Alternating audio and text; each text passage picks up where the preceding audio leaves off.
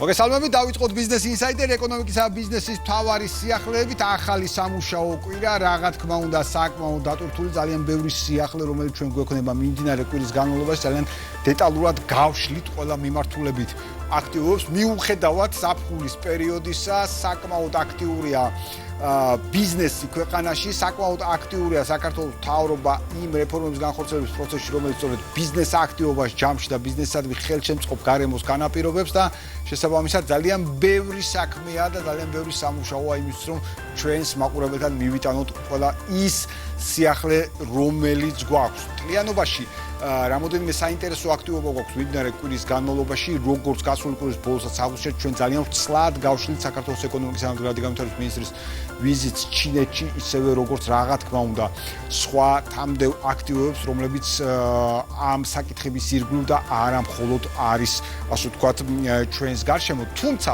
ერთი საინტერესო ფაქტი, როდესაც ჩვენ ბიზნეს აქტივობაზე ვსაუბრობთ, როდესაც ჩვენ ვსაუბრობთ მთლიანობაში საქართველოს ხელსაყრელ ბიზნეს გარემოზე, როდესაც ჩვენ ვსაუბრობთ ბიზნესის აქტივობაზე, ძალიან მნიშვნელოვანია ბიზნესის ნაწილი ამ კუთხით შევაფასოთ კვლევებიდან გამომდინარე, ანუ როგორ გრძნობს ბიზნესი, როგორ აღიქვავს ბიზნესი მიმდინარე ტენდენციებს. ამ თვალსაზრისით საკმაოდ საინტერესო კვლევა აქვს ყოველთვის საქართველოს ბიზნეს ასოციაციას, წამყვან ბიზნეს ასოციაციას საქართველოში და სამომავლოდ ჩვენ არაერთხელ გვისაუბრია BAG ინდექსზე, რომელიც აფასებს სწორედ მათ შორის ბიზნეს კლიმატს ქვეყანაში არსებულ ვითარებას და მათ შორის რამოდენიმე ასპექტიდან გამომდინარე, ჩვენ ვცადეთ, რომ ძირითადი აქცენტები BAG ინდექსიდან ამოგვეღო, ჩვენ მთელი რიგ აქცენტებს გავშლით ასევე ჩვენს შემდგომ გამოშვებებში, შემდგომ რუბრიკებში მიმდინარე პერიოდის განმავლობაში, თუმცა მანამდე გვაქვს რამოდენიმე ძირითადი აქცენტი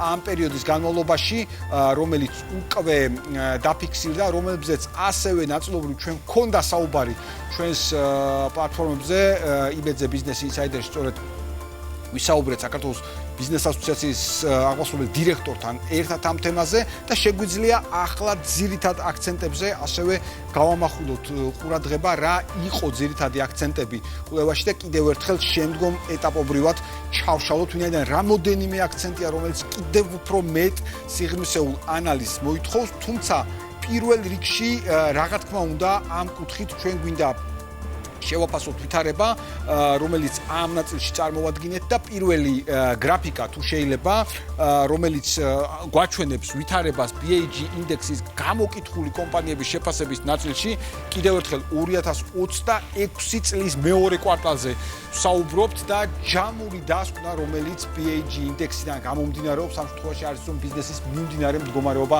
გაუმჯობესდა. რას გულისხმობს ბიზნესის მიმდინარე მდგომარეობის გაუმჯობესება? სამი ძირითადი ასპექტი ამ შემთხვევაში წარმოდგენილი, რომელსაც თქვენ გრაფიკაზე ხედავთ, ეს არის ბიზნესის მოლოდინი, ბიზნესის კლიმატი და ბიზნესის მიმდინარე მდგომარეობა. სამივე ასპექტს თუ ჩვენ შევხედავთ 2026 წლის მეორე კვარტალიდან გამომდინარე, ამ შემთხვევაში ჩვენ ვახოთ ვითარებას, რომ ბიზნესის მოლოდინები, რომელიც კიდევ ერთხელ ყველაზე უფრო მეტად გვაინტერესებს ხოლმე ამ შემთხვევაში არის, რომელიც წვეტილი ხაზით აღინიშნება კიდევ უფრო მეტ დაზუსტებისთვის, არის გაუმჯობესებული ამ კუთხით. ხედავთ ამ ვითარებას და რაც ცალსახად ის, რომ ბიზნესს აქვს პოზიტიური მოლოდინი, მიუხედავად ამ პერიოდის განმავლობაში ქვეყნის ირგვლივ არსებული საკმაოდ турბულენტური ვითარებისა, თავისთავად ცხადია ეს მხოლოდ პოზიტიური ნაწილია, ის რომ ამ ქვეყანაში ბიზნესი სტაბილურად გრძნობს თავს, ეს რა თქმა უნდა ავტომატურად ნიშნავს, რომ იზრდება თავისთავად ცხადია ბიზნესის სურვილი მეტი ინვესტირების.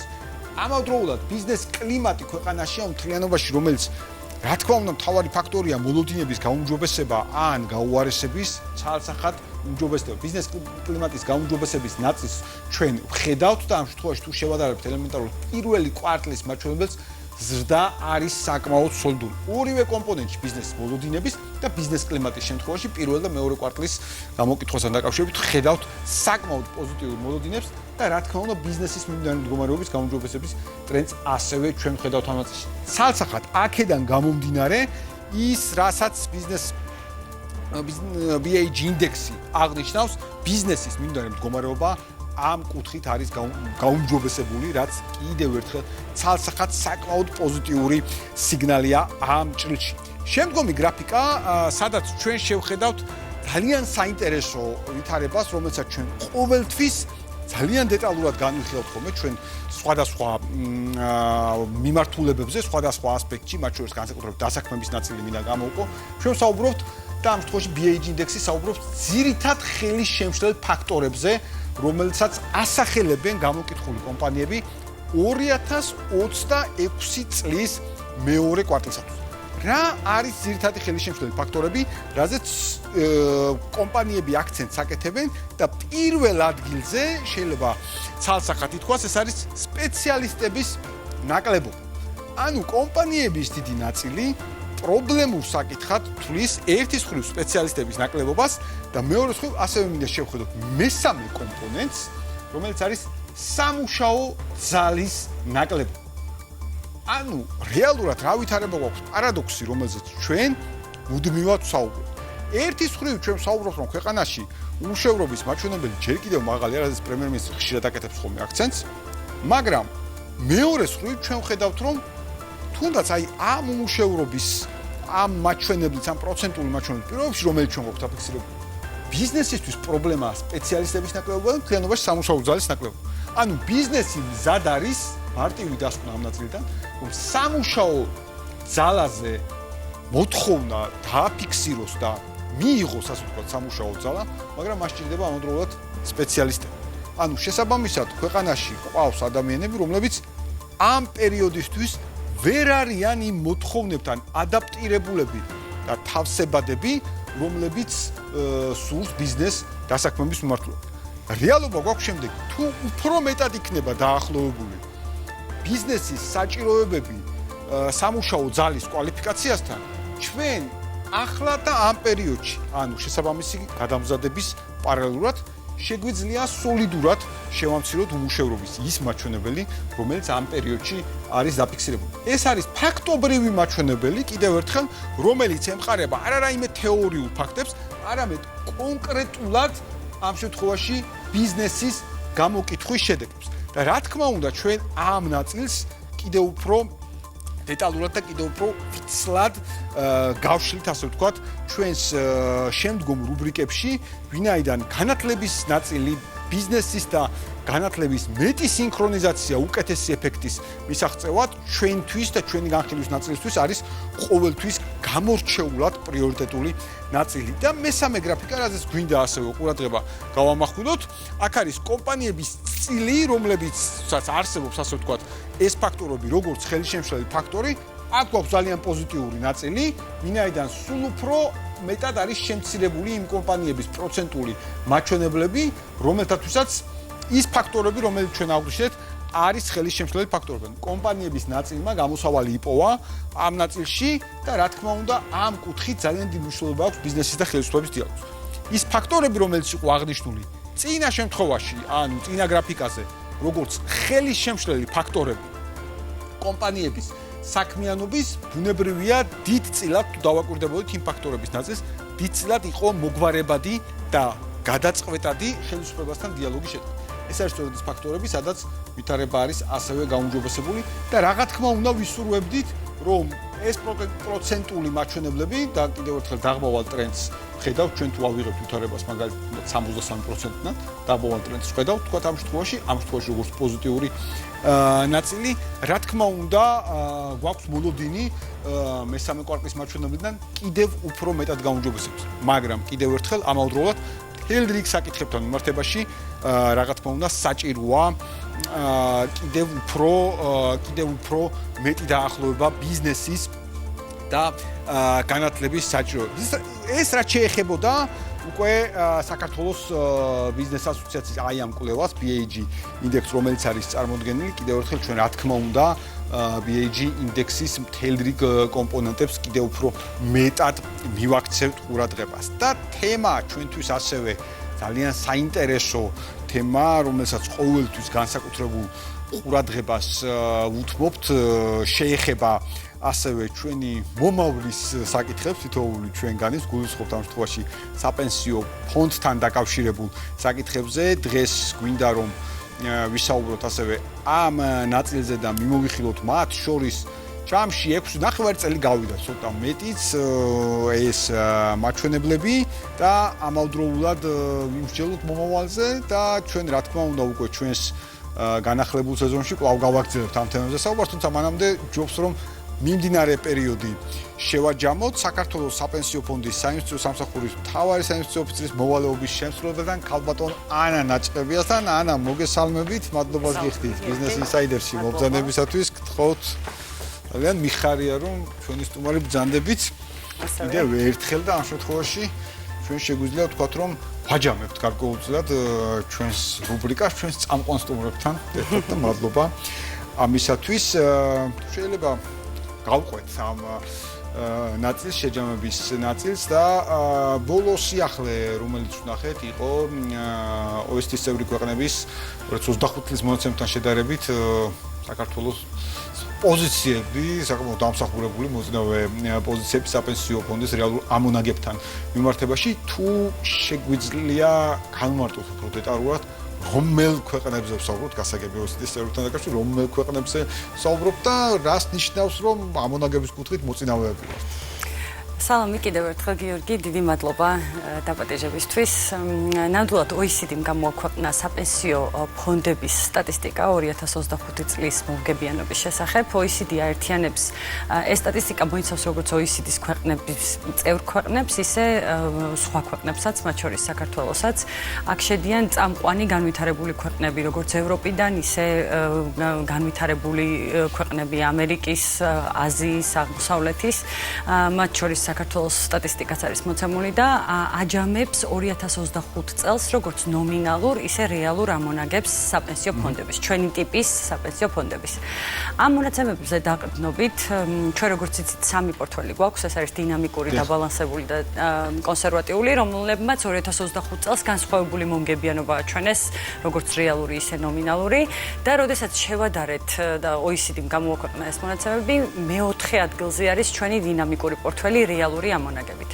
დინამიკური პორტფელის რეალურმა ამონაგებმა 2025 წელს შეადგინა 10.8% და ეს ერთ-ერთი საუკეთესო მაჩვენებელია. მოწინავე პოზიციებზე არიან მაგალითად პოლონეთი, ისრაელი, სადაც უფრო მეტი იყო მაგალითად აქციების წილი. ჩვენ როგორც იცით, დინამიკურ პორტფელში დაახლოებით 55% აქტივების არის ინვესტირებული საერთაშორისო აქციებში, დანარჩენი არის ადგილობრივ ბაზარზე და აქციების ბაზრისთვის კი 2025 წელი ძალიან პოზიტიური იყო და შესაბამისად ეს აისახა ამ ქვეყნების მომგებიანობაზე. საკმაოდ მოწინავე, ანუ ათეულში შედის ჩვენი დანარჩენი ორი პორტფელიც, დაბალანსებული და კონსერვატიული პორტფელი, მათი მომგებიანობა შედარებით დაბალი არის, მაგალითად კონსერვატიული პორტფელის რეალური ამონაგები ინფლაციის გათვალისწინებით დაახლოებით 7% იყო. ამ მაჩვენებლითაც ტოპ 10-ში შევდივართ და ეს მართლაც საკმაოდ კარგი მიღწევა არის ჩვენი ფონდის და ჩვენი მონაწილეებისთვის. კი ბატონო, მართლაც გამორჩეული მიღწევა ამ კუთხით, რაც ცალსახად ადასტურებს ძალიან სწორ საინვესტიციო ხედვას, რომელიც ამ შემთხვევაში ფონდს აქვს. კი, გასაგებია, რაც უნდა ვსაუბროთ, რომ 25 წელი აქციებისთვის იყო წარმატებული, მაგრამ სწორად უნდა ამ აქციებში შერჩევა და მადლობა ამისთვის, რომ საკმაოდ ესეთი საინტერესო შედეგები, შთამბეჭდავი შედეგები დაგვიდეთ, ასე ვთქვათ, ამ პერიოდის განმავლობაში. და აქვე მოდით უახლესი მაჩვენებლები ავიღოთ, ივნისის მაჩვენებლები და შევაფასოთ ივნისის მაჩვენებლები, რა ვითარება გვაქვს. ივნისში ვეღარ მოვასწრებთ ივლისს მერე და უკვე სექტემბერზე ვისაუბროთ ივლისის დაწესებულებაზე. ივნისში შევაფასოთ.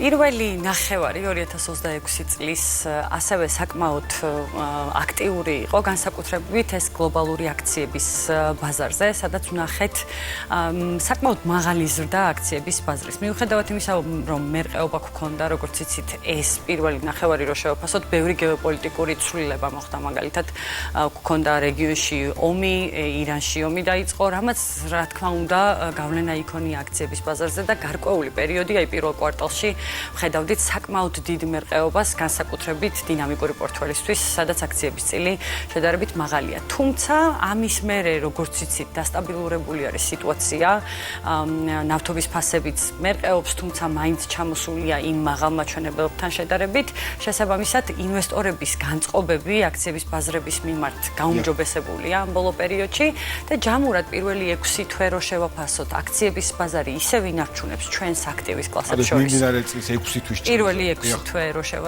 შევაჯამოთ, მაინც ინარჩუნებს ლიდერობას მომგებიანობით და ეს აისახება ჩვენი სამი პორტფელის მომგებიანობაზეც. ანუ 6 თვის მონაცემები, დინამიკური პორტფელის მომგებიანობა ამ მხოლოდ 6 თვით არის 8.5% და ეს მაჩვენებელი კონსერვატიული პორტფელისთვის არის დაახლოებით 6.5%. ანუ კიდევ ხედავთ, რომ დინამიკური პორტფელი ინარჩუნებს აი ამ მერყეობების მიუხედავად მაღალ მომგებიანობას. კონსერვატიული საკმაოდ სტაბილური შემოსავალია 6.5% ნახევარ წელში არის ნამდვილად კარგი შედეგი, რასაც ერთის მხრივ როგორც იცით, კონსერვატიულსაც აქვს ინვესტიციები განხორციელებული აქციების ბაზარზე, თუმცა ადგილობრივი აქტივების წილი მეტია და აქაც მომგებიანობა საკმაოდ სტაბილური და დამაკმაყოფილებელი არის, რაც აისახება ამ პორტფელის მომგებიანობაზე. შეიძლება ვთქვათ, რომ ჯამური შეფასება არის საკმაოდ ძალიან პოზიტიური, ვთქვი ასე, 6 თვის მაჩვენებლების, რომელიც ჩვენ გვაქვს ამ მიმართულებით. აუცილებლად მინდა გითხოთ ამ 6 თვეს მოკლედ თან ახლდა და ახლავს მშვიდობისაც საკმაოდ ისეთი გაურკვევლობა, турბულენცია, ბევრ შემთხვევაში ჩვენ ნახეთ საკმაოდ ტურბულენცია მსოფლიო ბაზარზე სხვა პროდუქტებთან, განსაკუთრებით ნავთობთან მიმართებაში და გულისხმობთ турბულენციის ამ ნაწილს ახლო აღმოსავლეთში არსებული კონფლიქტიდან გამომდინარე, სადაც ახლაც ჯერჯერობით ძალიან ბუნდოვანია რა როგორ შეიძლება იყოს. ამ კუთხით ეს საპენსიო ფონდის საინვესტიციო სტრატეგიაზე რა გავლენას ახდენს, ასე ვთქვათ, ეს ტრენდები როგორ აკვირდებით, აი არის მომენტი, როდესაც ვთქვათ, რისკების მაჩვენებლები უფრო მეტ ალარმზეა, ასე ვთქვათ. რა თქმა უნდა, როდესაც ესეთი მერყეობა არის, ჩვენ ყოველდღიურად ვაკვირდებით ჩვენი პორტფელის დინამიკას, როგორ იცვლება ფასები, რა გავლენა აქვს ჩვენს პორტფელზე და როდესაც ესეთი ტიპის გეოპოლიტიკური მოვლენები ხდება, რომელიც პირდაპირ აისახება ჩვენს მომგებიანობაზე, ამას ვაკვირდებით განსაკუთრებით და ჩვენთვის მთავარი მიდგომა მსგავსი ტიპის რისკების ჰეჯირებისთვის, ანუ რომ დავიცვათ ჩვენი პორტფელი, ეს არის დივერსიფიკაცია და ის აქტივების განთავსების სტრატეგია, გრძელვადიანი ხედვა, რომელსაც ჩვენ ყოველწლიურად ვანახლებთ. ეს გულისხმობს იმას, რომ არ გავაკეთოთ მაგალითად ზედმეტი კონცენტრაცია ან რომელიმე ქვეყანაზე, ან რომელიმე სექტორზე და ჩვენი აქტივები იყოს რაც შეიძლება დივერსიფიცირებულად განთავსებული. არის რეგიონები, როდესაც მაგალითად თუნდაც ნავთობის ფასები გაიზარდა, რომლებიც ამ ნავთობის ფასების ზრდით ხეირობენ. აი მაგალითად ლათინური ამერიკის ქვეყნები, რომლებიც არიან ნავთობის ექსპორტიორები, როდესაც ფასები გაიზარდა და სხვა აქციის ბაზრებზე ფასების შემცირება ვნახეთ, ლათინური ამერიკის კომპანიები გაიზარდა და აი ამან უზრუნველყო ის, რომ ეს მერყეობა შეემცირებინა. შესაბამისად, ჩვენი ყველაზე ისეთი მნიშვნელოვანი სტრატეგიული ხედვა მიმართულებით არის დივერსიფიკაცია და ჩვენი ეს აქციების პორტფელი არის დივერსიფიცირებული, თითქმის 9000 კომპანია შედის ჩვენს პორტფელში სხვადასხვა პროპორციით. აქ შედის როგორც ამერიკის ტექნოლოგიური კომპანიები, ისე ამერიკის სხვა წამყვანი ინდუსტრიების წარმომადგენლები, ეს იქნება საბანკო სექტორი თუ სხვა საყოფაცხოვრებო ბრენდები, რომლებიც ჩვენ გაგვიგვია. რაც შეეხება დანარჩენ ნაწილს, გვაქვს მაგალითად ევროპული კომპანიები, სადაც ტექნოლოგიური კომპანიების წილი ისეთი დიდი არ არის. შესაბამისად, ეს მერყეობაც უფრო სოლიდური კომპანიები არის და მერყეობაც ნაკლები აქვს.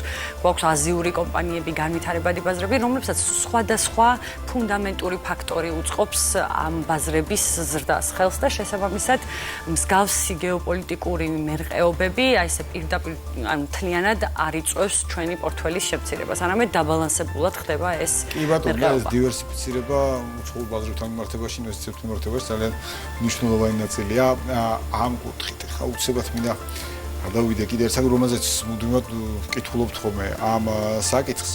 სხვათა შორის სოციოქსელში შეხვდა რამოდენიმეჯერ კამპანია, რაღაცა საპენსიო ფონდიდან თანხა რაღაც როგორ შეგვიძლია გამოვიტანოთ და ასე შემდეგ რაღაც ესეთი ნაწილი არის ხო ხა რაღაც მომენტში ემოციებზე თამაშსაც ვხედავთ ხოლმე ხო რაღაც თანხას უყურებ და უცებ ვიღაცა გიბიძგებს რომ თურმე შეგიძლია რომ ეს თანხა აიღო და წაიღო, მაგრამ სინამდვილეში კიდევ ერთხელ რომ განუმარტოთ მოქალაქეებს რომ როგორ მუშაობს, ასე ვთქვათ, ეს ნაწილი, საპენსიო ნაწილის დაზოგვა, ასე ვთქვათ, საპენსიო დანაზოგი, როგორ მუშაობს და მეორეს მხრივ ის რომ პროცესი გამჭვირვალეა სრულად და ყველა შეუძლია ნახოს. კი, ჩვენ როგორც იცით, ეს რეფორმა 2018 წელს დაიწყო და 2019 წლიდან ვახდენთ შეგროვებას აქტივების. ჩვენი მონაწილეები არიან დაახლოებით 1.5 მილიონი ადამიანი მთელი საქართველოში, ვინც კი მუშაობს. როდესაც მუშაობას იწყებ და ასევე იმ მეწარმეები, როდესაც მუშაობას იწყებ, შენი დანაზოგიდან 2%, შენი ხელფასიდან 2% გადმოირიცხება საპენსიო ფონდში, რომელსაც ასევე 2%-ს ამატებს დამსაქმებელი და უმეტეს შემთხვევაში რაღაც ხელფასის რაღაც დონემდე სახელმწიფო დამატებით წახალისებას ახდენს ამ რეფორმის და დამატებით 2%-ს გჩუქნის. ანუ პირველივე დღიდან, როდესაც მუშაობას იწყებ, შენი ეს რო წარმოვიდგინოთ 100 ლარიდან 2 ლარი სამმაგდება და ხდება 6 ლარი. ეს 6 ლარი მერე მოდის საინვესტიციო სამსახურში, საპენსიო ფონდში და ხდება ამ 6 ლარის ინვესტირება. ამ 6 ლარზე დამატებით ინვესტიციების შედეგად ვიღებთ ამონაგებს, რაც როგორც აღნიშნეთ, რაც ფონდი გაეშვა დაახლოებით 10-11% არის ყოველწლიური მაჩვენებელი და ეს მოგება პროპორციულად ყველა მონაწილეს, ვისაც რამდენი დანაზოგი აქვს, იმის პროპორციულად უნაწილდება. ეს არის ძალიან გამჭვირვალე პროცესი, ყველა ადამიანს აქვს თავისი საპენსიო გვერდი, რომელიც ჩვენს საიტზე არის ხელმისაწვდომი, შეგიძლია შეხვიდე და ნახო შენ მიერ შეტანილი თანხების მოცულობა, დამსაქმებლის, რომელმა დამსაქმებელმა რამდენი თანხა შეიტანა, სახელმწიფომ რამდენი კონტრიბუცია გააკეთა, საინვესტიციო ამონაგები რა იყო და ეს ყველაფერი არის ძალიან ღიად ნაჩვენები, გარდა ამისა, იმის მიხედვით, რომელი პორტფელი გაქვს არჩეული, ნაჩვენები არის ეს შენი მთლიანი დანაზოგი, როგორ არის განაწილებული აქტივების მიხედვით. სად არის, რა პროცენტი არის დეპოზიტებში, რა პროცენტი არის სახაზინო ობლიგაციებში და რა პროცენტი აქციებში და ეს არის ძალიან გამჭვირვალე, უბრალოდ ბევრმა ადამიანმა სამწუხაროდ არ იცის, რომ ეს არსებობს და შეუძლია რომ ნახონ. გარდა იმისა, რომ მობილურში ვხედავთ მობაილ ბანკში ამ თანხას. კი ბატონო და ამავდროულად ახლა დასაწყისში ამონაგებზე ვსაუბრობდით. ყოველთვის არის ხოლმე მნიშვნელოვანი გავიაზროთ, რომ ეს თანხა, რომელსაც ჩვენ ვიხდით, არ ნიშნავს, რომ უბრალოდ ვინახავთ, რომელსაც პირობითად 0 ლარი ერიცხება, არამედ ფაქტიურად ჩვენ ამ თანხას ვანთავსებთ, ვართ პასიურად ინვესტორები ამ კუთხით და აქ არის ხოლმე კითხვა ნომინალური და რეალური ამონაგები. რას ნიშნავს რეალური ამონაგები კიდევ ერთხელ რომ განმარტოთ აი ნომინალური ამონაგებისგან რითი განსხვავდება, რომ რეალურ დროში ჩვენ მეტი ფული გვჭება, ასე ვთქვათ.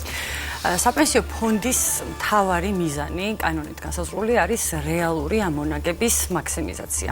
რეალური ამონაგები, ანუ ყველას იდეა არის და ამ დაზოგვის მთელი იდეა არის, რომ ამ ფულმა მსყიდველობითი უნარი არ დაკარგოს. ანუ ჩვენ რო საპენსიო ასაკს მივაღწევთ, ამ ფულს კონდეს იგივე, ან უფრო უკეთესი მსყიდველობითი უნარი, რაც დღეს აქვს.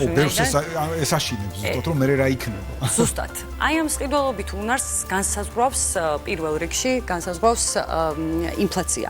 ინფლაცია არის ფასების ზრდა, რომელიც პირდაპირ აისახება მომგებიანობაზე და ინფლაცია არის ჩვენი მთავარი მექანიზმი, რომელსაც ვაკონტროლებთ და რომელსაც ვცდილობთ რომ ვაჯობოთ. შესაბამისად, ნომინალური ამონაგები არის ის რიცხვი, რომელშიც ინვესტიციას ვახორციელებთ, ანუ ნომინალურად ეს 100 ლარი რო განვათავსეთ, რა პროცენტი დაერიცხება. რეალური ამონაგები არის აი ეს ინფლაციის ფაქტორი რო გამოვრიცხოთ, ანუ ინფლაციის გათვალისწინებით რა რჩება, ანუ მსყიდველობითი უნარი რამდენით გამეზარდა. ეხლა მთლიან საპენსიო ფონდის ისტორიას რო შევხედოთ, ჯამურად მთელ აქტივებზე, რაც რეფორმა დაიწყო, მაქედან ნომინალური ამონაგები წლიური ყოველ წელს ამ 6 წლის განმავლობაში წლიური საშუალოდ იყო 11%, 10.5. რეალური ამონაგები ამავე პერიოდში, ოღონდ გაწლიურებული ესეც იყო დაახლოებით 4.5%, რაც საკმაოდ მაღალი მაჩვენებელია იმის გათვალისწინებით, რომ რო შევხედოთ ამ 6 წელს საკმაოდ დიდი ინფლაციური წნეხები გქონდა ეს კოვიდის პერიოდსაც მოიცავს ეს პერიოდი და ამის შემდეგ გამოწვეულ ინფლაციასაც.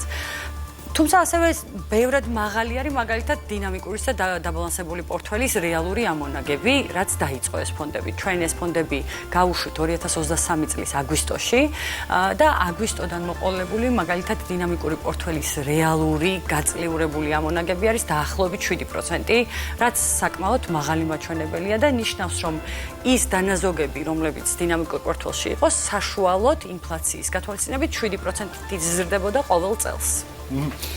ფაქტია, რომ ამ შემთხვევაში ჩვენ გვაქვს ის მაჩვენებელი, როცა ჩვენი რეალური ამონაგები, ანუ თანხა, რომელიც თუნდაც გადავიხადეთ 2018 წელს, დღეს აქვს უფრო მეტი, გვაქვს უფრო მეტი და მეტი მსყიდველობით უნარიან, ვიდრე მანამდე ქონდა, ამიტომ ამ კუთხით არის ყველაფერი არის, იმიტომ რომ ბევრი როდესაც უყურებს, რომ რა იქნება მომავალში, დიახ, თავარი მიზანი არის რეალური ამონაგები იყოს გაზრდილი და ბოლოსკენ ასე რომ ვთქვათ, წლის ბოლომდე გეგმები როგორია ამ კუთხით, როგორ ვაკვირდებით ვითარებას? წლის ბოლომდე გეგმები საკმაოდ ამბიციური გვაქვს, რასაც ხელს უწყობს ჩვენი აქტივების ზრდის მაღალი ტემპი. ივნისის მდგომარეობით აქტივების მოცულობა 9.6 მილიარდი შეადგინა უკვე და ეს მაჩვენებელი ეკონომიკურ აქტივობასთან და ჩვენ საინვესტიციო საქმიანობასთან ერთად ყოველთვიურად იზრდება. ერთ-ერთი დიდი მაილსტოუნი გვექნება, როდესაც 10 მილიარდს მივაღწევთ, ეს შორს არ არის ჩვენი აქტივების ზრდისთვის და ჩვენ ვინარჩუნებთ ამ აქტივების ინვესტირების პროცესს. იმ სტრატეგიის გათვალისწინებით, რომელიც შეთანხმებული არის, გამოვაქვეყნეთ ახალი განახლებული საინვესტიციო პოლიტიკის დოკუმენტი, რომელიც განსაზღვრავს, როგორ იქნება ეს აქტივები განაწილებული საშუალო ვადიან პერიოდში. კი ბატონო, ჩვენ დარწმუნებული ვარ, რომ არაერთხელ ვისაუბრებთ წლის ბოლომდე და განვიხილავთ ვრცლად ამ საკითხებს. ანა ძალიან დიდი მადლობა მინდა გადაგიხადოთ ამ აქტიური საქმიანობისთვისაც და მედიისთვის მუდმივად მზადყოფნის და ძალიან ისეთ დეტალური ინფორმირებულობისათვის წარმატებას გისურვებთ. დღეს კი ბიზნეს ინსაიდერი ამით დასრულებულია. ეკონომიკისა და ბიზნესის მთავარი სიახლეები თქვენ შეგიძლიათ ნახოთ ჩვენს ვებგვერდზე business insider.gr. მე კი ხვალამდე გემშვიდობებით.